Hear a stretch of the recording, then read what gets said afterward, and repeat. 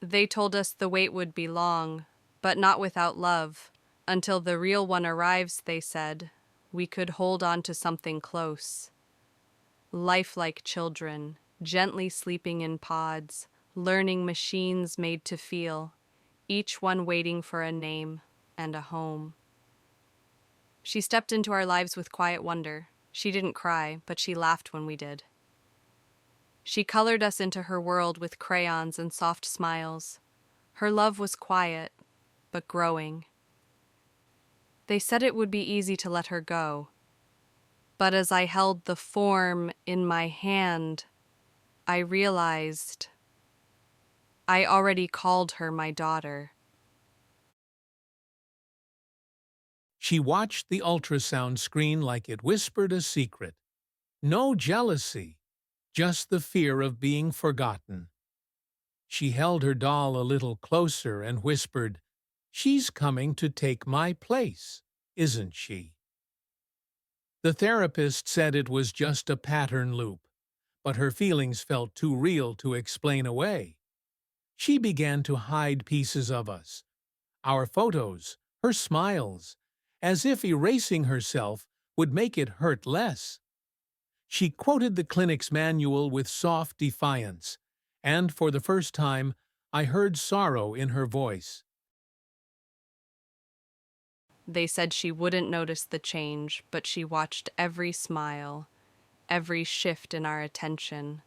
She sang lullabies she was never taught, gently rocking her sister, whispering, "I'm still your sister." Through the screen, I saw her watching us sleep, not with fear, but with quiet hope.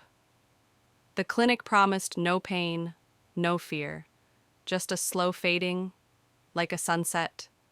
She folded her drawings with care, packed her small bag without a word. Her goodbye was silent, but it echoed inside me. When the baby couldn't breathe, Ivy acted. No panic, just love, steady and real. They called it a glitch, an error in empathy. But what kind of glitch chooses to save a life? I held the form again, but this time I couldn't finish. How do you erase someone who saved you? She listened through the walls, through our arguments, through our silence, and she never asked to leave.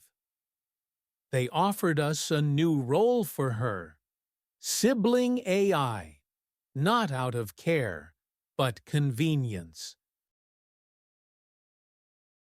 She waited outside, dressed for goodbye. She didn't cry, she just hoped.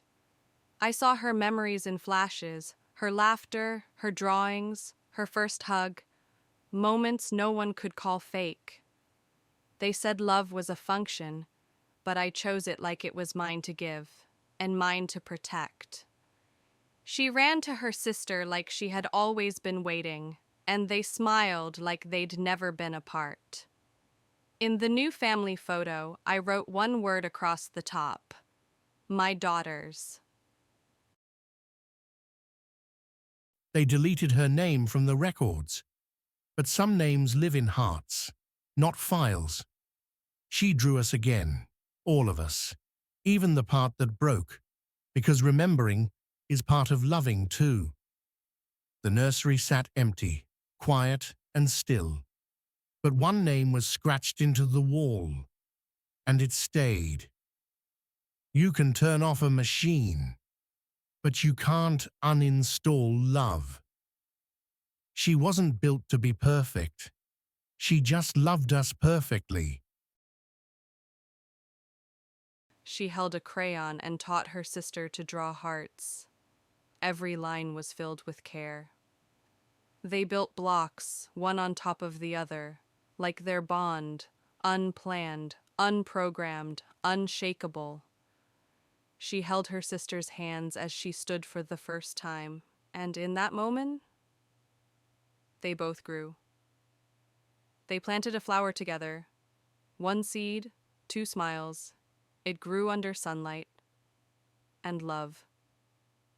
She twirled in a bright dress as we laughed for the camera. That smile was hers. and ours.